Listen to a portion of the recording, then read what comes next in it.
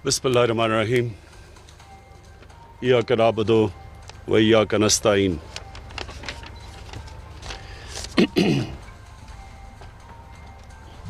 अच्छा ठीक है।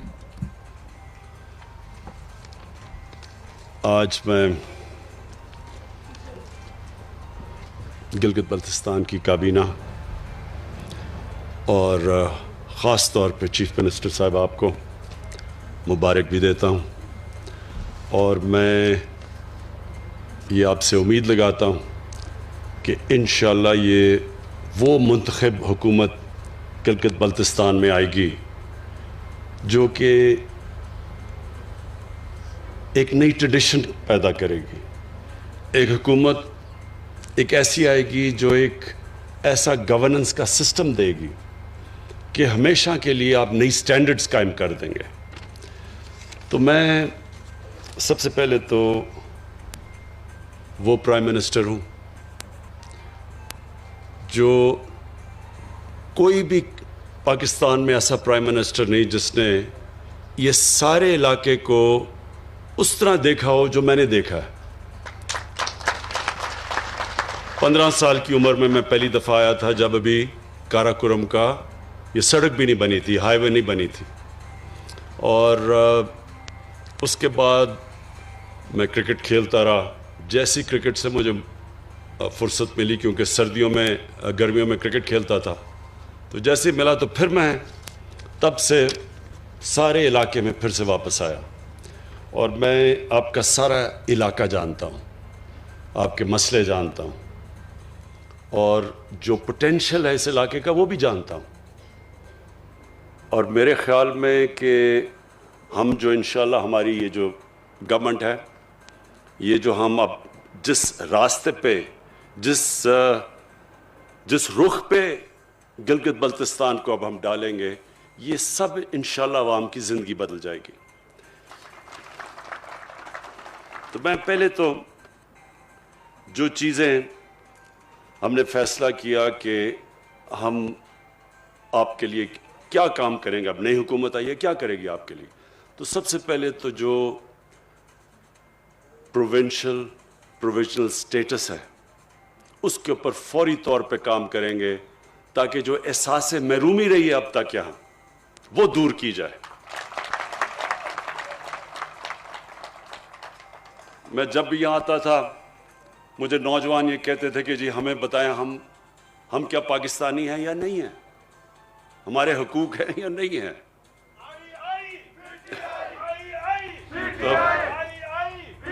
तो मुझे जी, तो तब से मुझे एहसास था कि हमें लोगों के लिए, नौजवानों के लिए, उनको ये एहसास ही ना हो कि वो पाकिस्तान के बराबर के शहरी नहीं हैं। ये एहसास दूर करने के लिए ज़रूरी था कि ये जो हमने अब नया आपके लिए सेटअप बनाया, और जो इंशाल्लाह इसके ऊपर अब डिटेल्स में काम होगा कि कैसे आपका ये प्रोविजनल स्टेटस जो प्रोविंस का है उसके ऊपर पूरी तरह काम किया जाए, और फौरी तौर पे हम कमेटी बिठाएंगे जो इसके ऊपर अब बाकायदा टाइम लाइन्स के साथ काम करेगी। तो ये तो इंशाल्लाह एक बहुत बड़ा एक जो इशू था वो ख़त्म हो जाएगा आपका, इंशाल्लाह आपको ये फीलिंग बिल्कुल नहीं रहेगी।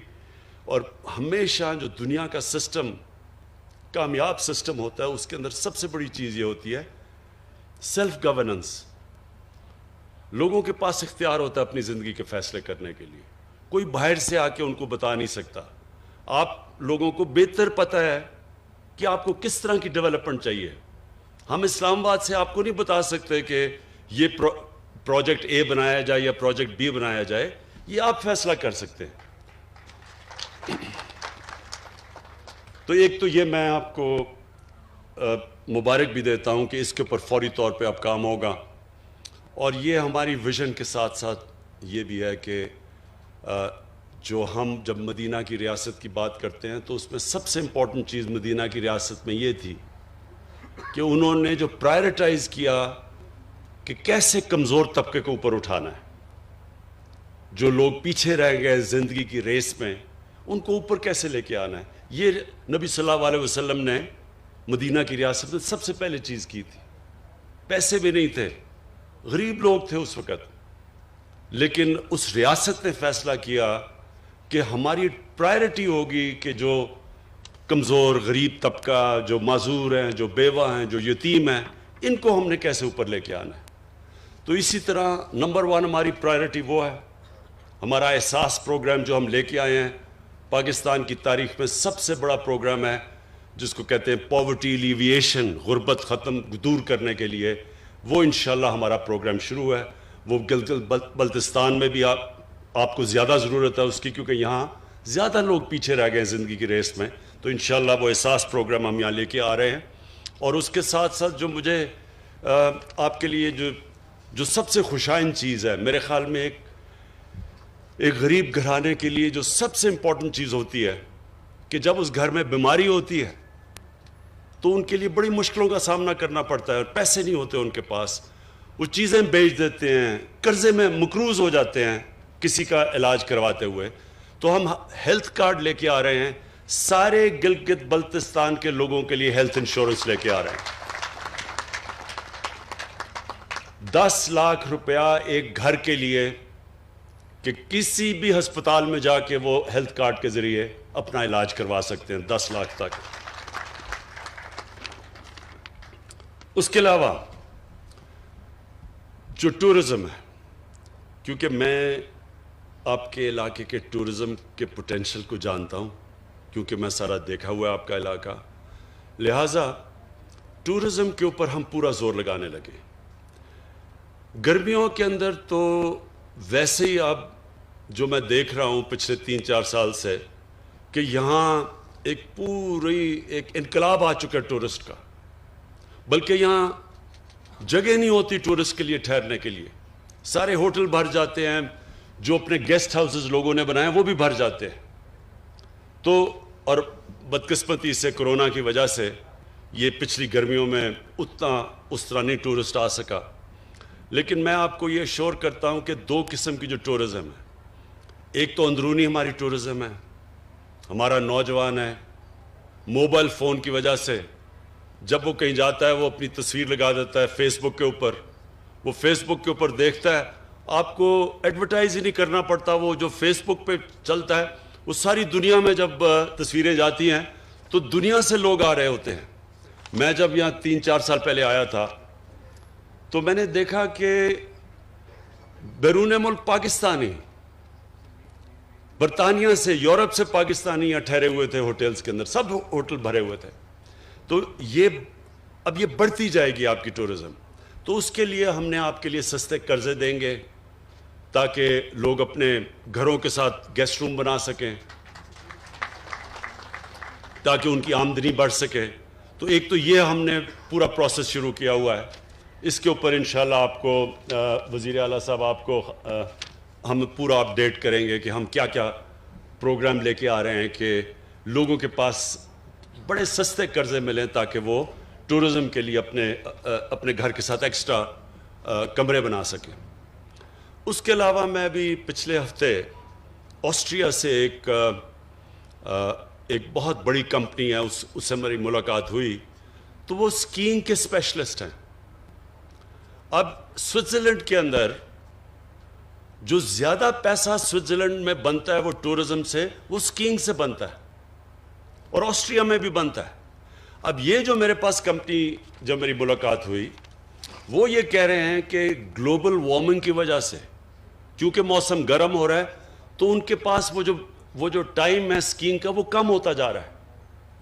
تو وہ میرے پاس آیا, اس نے کہا کہ جو ہمارے یہاں علاقے ہیں وہ اتنے اونچے ہیں اب کہ یہاں بڑی دیر تک اسکیئنگ ہو سکتی ہے, یعنی 7-8 مہینے تک اسکیئنگ ہو سکتی ہے. تو ان سے ہم نے بات چیت شروع کی ہے کہ آہستہ آہستہ اسکیئنگ کے یہاں علاقے ڈیولپ کریں. اس سے کیا ہوگا, ابھی تک تو صرف گرمیوں میں آپ کے پاس ٹورسٹ آتے ہیں, جب اسکیئنگ آ گئی تو گرمیوں میں بھی آئیں گے, سردیوں میں بھی آپ کے پاس ٹورسٹ آئیں گے اور باہر سے آئیں گے, جس سے پاکستان کو بھی فائدہ ہوگا کیونکہ فورن ایکسچینج ہمارے ملک میں آئے گا. اس کے علاوہ اسکردو کا ہسپتال شروع کیا ہوا ہم نے 250 بیڈ کا, انشاءاللہ وہ کمپلیٹ ہو جائے گا. اس کے لیے میں آپ کو اس لیے کہ مجھے پتہ ہے کہ یہاں بڑا مشکل ہوتا ہے جب لوگوں کے پاس یہاں ہسپتال نہیں ہے یا لوگوں کو اسلام آباد جانا پڑتا ہے. تو انشاءاللہ اس ہسپتال کو ہم اپ گریڈ کرتے رہیں گے. ہم ہائیڈرو الیکٹریسٹی پانی سے بجلی بنانے کے یہاں بڑی جگہ ہیں. تو ہم نے فیصلہ کیا 300 میگا واٹ ٹوٹل بجلی یہاں جو سارے گلگت بلتستان کے لیے ضرورت سے زیادہ بجلی ہو جائے گی اگر ہم 300 میگا واٹ بنائیں. تو 2 بن رہے ہیں ہمارے 2 hydro electric stations power stations بن رہے ہیں. 2 پائپ لائن میں ہیں ان کے PC1 تیار ہو گئے ہیں اور 2 اور کہ ہم نے اپروو کر دیے ہیں. تو 6 تو آپ کے سٹیشن بن جائیں گے. اس کے علاوہ جو ہم نے پختونخوا میں کیا تھا مائکرو ہائیڈل سٹیشنز چھوٹے چھوٹے سٹیشنز وہ انشاءاللہ ہماری پوری کوشش ہے کہ چھوٹے چھوٹے علاقوں میں چھوٹا ایک ایسا سٹیشن جو کہ سارے گاؤں کو بجلی دے سکے وہ بھی اور اس کے ساتھ سولر بھی یہ بھی کوشش کریں کہ تاکہ آپ کے سارے علاقے میں بجلی آ جائے. پھر اسپیشل اکنامک زون CPEC کے راستے میں بلکہ ہماری کنیکشن ہی چائنا سے گلگت بلتستان کے ذریعے ہے اور اس کے لیے ہم نے فیصلہ کیا ایک اسپیشل اکنامک زون کا. اسپیشل اکنامک زون کا آپ کو پتہ ہونا چاہیے کہ اس کے لیے ساری فیسلٹیز کی ضرورت ہوتی ہے. اب تک یہاں مسئلہ یہ ہے کہ ہمارے پاس بجلی اتنی نہیں تھی. تو ساتھ ساتھ جیسے بھی ہائیڈرو الیکٹرک پاور بنتا جائے گا اور اس کے ساتھ ساتھ اسپیشل اکنامک زون آپ کا بنتا جائے گا. گورنمنٹ اس کے اندر کام ہوتا ہے پورا انفراسٹرکچر بنانے کے لیے اور باقی خود انڈسٹریز آ کے وہاں لوکیٹ کرتی ہیں. اور کیونکہ یہ CPEC کے راستے میں ہے تو یہ پہلا انشاءاللہ ہم ایک اسپیشل اکنامک زون آپ کے لیے ہم بنائیں گے. اور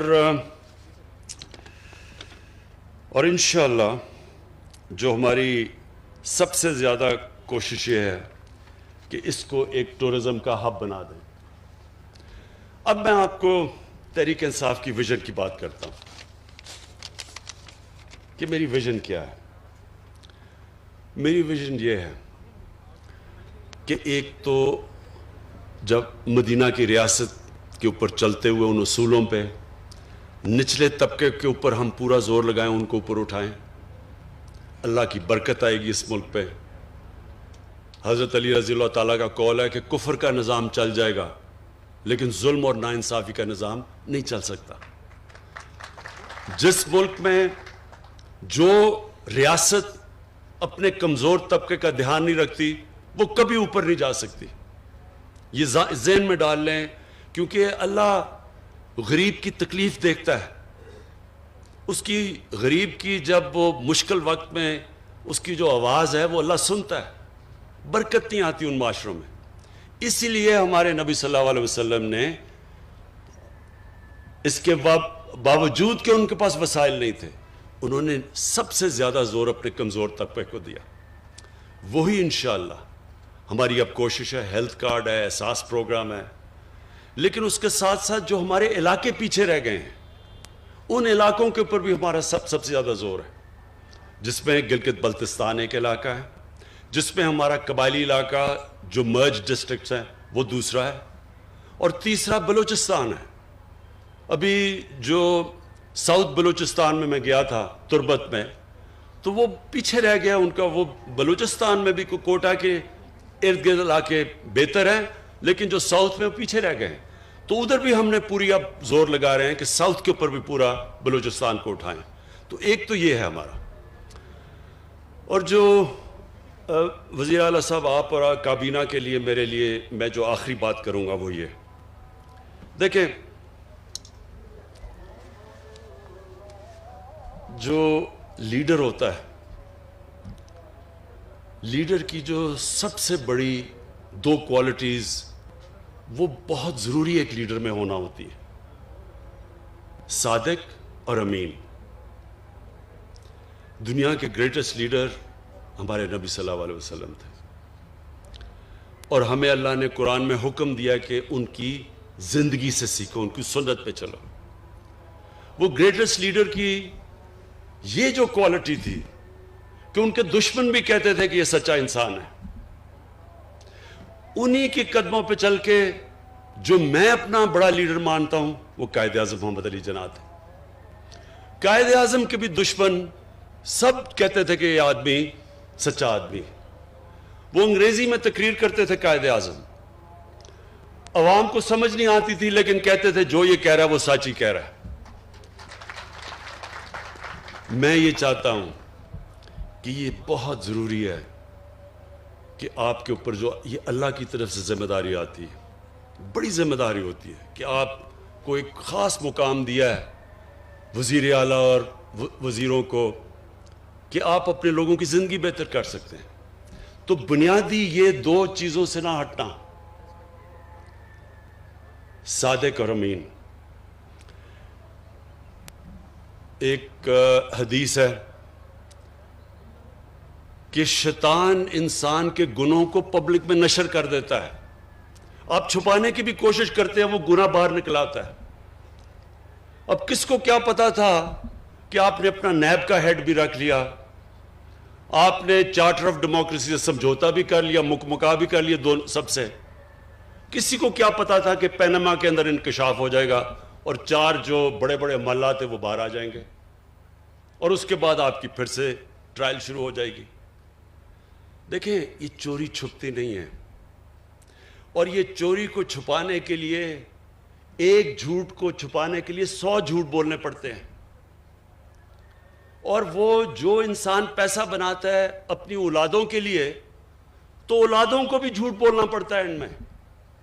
وہ پیسہ بچانے کے لیے وہ بھی سارا دن جھوٹ بولتے رہتے ہیں. اس پیسے کا کیا فائدہ جو آپ کی بھی تباہی کرتا ہے, آپ کی اولادوں کی بھی تباہی کرتا ہے.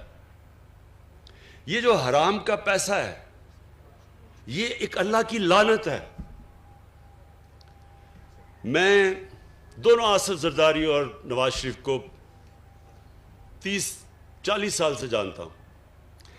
میں نے ان کے اوپر اللہ کا عذاب آتا دیکھا ہے. یہ ہمارے لیے عبرتناک ہے. اپنی زندگی میں دیکھا ہے ان کے اوپر کہ ان کی کیا حالت بنی. کبھی جیل میں جا رہے ہیں, کبھی باہر آ رہے ہیں, کبھی جھوٹ بول کے لندن جا رہے ہیں, کبھی سعودی عربیہ جا رہے ہیں, سب کے چوری کا پیسہ بچانے کے لیے. پھر بچوں کو جھوٹ بولنا پڑ رہا ہے کہ لندن تو چھوڑو, پاکستان میں بھی کوئی پراپرٹی نہیں ہے. پھر یہ پوری اے پی ڈی ایم کیمپین کر رہی ہے, کرونا میں لوگ مر رہے ہیں, بیماریاں بڑھتی جا رہی ہیں, ہر روز اموات بڑھتی جا رہی ہیں. کل ہماری 3-2.5 مہینے کے بعد سب سے زیادہ لوگ ہمارے کرونا سے گئے تقریباً 70 سے اوپر, لیکن وہ جلسے کر رہے ہیں. پتہ ہے کہ جب لوگ جمع ہوتے ہیں تو کرونا پھیل جاتی ہے, سب کو پتہ ہے. سارے میڈیکل ورکرز, ڈاکٹرز, نرسز ہمیں کہہ رہے ہیں کہ جی پریشر پڑتا جا رہا ہے ہسپتالوں میں, اور وہ جلسے کر رہے ہیں. اس لیے کیوں کر رہے ہیں؟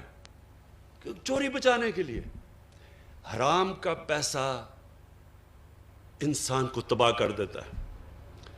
کسی ڈاکٹر سے پوچھ لیں کہ جو سب سے بڑا بیماریوں کی جڑ ہے نا, جس سے کینسر بھی پھیلتی ہے, ہارٹ ڈیزیز بھی, بلڈ پریشر بھی, ڈائبٹیز بھی, وہ ہے سٹریس, ذہنی دباؤ. یہ سب سے زیادہ انسان کو نقصان پہنچاتا ہے. سب سے زیادہ بیماریوں کی ڈر سٹریس ہے. اور اگر آپ نے سٹریس دیکھنا تھا تو کل ایک ہارٹ ٹاک کا انٹرویو ہوا تھا جدھر اسحاق ڈار, پاکستان کے وہ پرانے وہ جو فائنانس منسٹر, ان کی شکل دیکھ لیتے ہیں. اس پروگرام میں اس کی شکل دیکھیں تو آپ کو پتہ چلے گا کہ سٹریس کیا ہوتا ہے. اگر وہ نہیں بھی اس کو ہارٹ, اس نے کہہ رہا تھا کہ میرا کوئی ہارٹ کا مسئلہ ہے, اگر وہ نہیں بھی ہے تو اس سے ہو جانا تھا. جھوٹ پہ جھوٹ بولے جا رہا ہے, ساری دنیا دیکھ رہی ہے, سب دیکھ رہے ہیں. تو میں آپ سے یہ آج ایز پرائم منسٹر, آپ کی پارٹی کا ہیڈ, خاص آپ کو تاکید کرنا چاہتا ہوں. بہت بڑی ذمہ داری ہے آپ کے لیے. جتنی آپ اپنے لوگوں کی خدمت کریں گے, آپ کو اللہ بھی آپ سے خوش ہوگا, اور جب اللہ خوش ہوتا ہے تو آپ کے دل میں سکون ہوتا ہے. زندگی آپ کی جتنی مرضی مشکل ہو، سوئیں گے آپ اچھی نیند، کوئی آپ کے اوپر دباؤ نہیں ہوگا، لوگوں کی دعائیں آئیں گی آپ کو۔ جب آپ ایک انسانیت کی مدد کرتے ہیں، یہ یاد رکھیں، اللہ آپ سے خوش ہوتا ہے۔ جب اللہ آپ سے خوش ہوتا ہے تو آپ کی روح خوش ہوتی ہے، اور روح کنیکٹڈ ہے اللہ کے ساتھ، اور وہ انسان کو سکون دیتی ہے۔ ہمارے نبی صلی اللہ علیہ وسلم، ان کی زندگی آسان نہیں تھی۔ ہم قرآن میں صرف ہم اپنی نماز جب پڑھتے ہیں تو ہم ایک ہی چیز مانگتے ہیں کہ اللہ ان کے راستے پہ لگا جن کو تو نے نعمتیں بخشی ہیں۔ تو اللہ کو تو حبیب ایک ہی تھا، قرآن میں تو ایک اللہ کا حبیب ہے نبی صلی اللہ علیہ وسلم۔ تو ان کی، اس کا مطلب کہ ہمیں اللہ کہہ رہا ہے کہ ان کی زندگی سے سیکھو۔ تو نماز میں تو ہم یہ کہہ رہے ہیں نا کہ اللہ ان کے راستے پہ لگا، تو ان کا راستہ آسان نہیں تھا، بڑا مشکل راستہ تھا، بڑی اونچ نیچ مشکل وقت گزارا انہوں نے، لیکن سکون تھا ان کو۔ کبھی جو ان کو دیکھتا تھا مشکل سے مشکل وقت میں، ان کی شکل پہ کوئی سٹریس نہیں ہوتا تھا، کیونکہ ان کی روح خوش تھی، کیونکہ وہ اللہ کا کام کر رہے تھے۔ اور وہ ہے آپ کا کام۔ جب آپ اپنی عوام کی خدمت کریں گے، آپ اللہ کا کام کریں گے، آپ اللہ کا کام کریں گے، اللہ آپ کو وہ خوشی دے گا جو کبھی پیسہ وہ خوشی خرید نہیں سکتا۔ اور آپ انشاءاللہ اس گلگت بلتستان میں وہ چینج لے کے آئیں گے۔ ہم آپ کے ساتھ کھڑے ہیں، سینٹر آپ کی پوری مدد کرے گا، اور میں یہ چاہتا ہوں کہ جب آپ کا ٹائم پورا ہو تو گلگت بلتستان کے لوگوں کی زندگیاں بہتر ہو چکی ہوں۔ شکریہ۔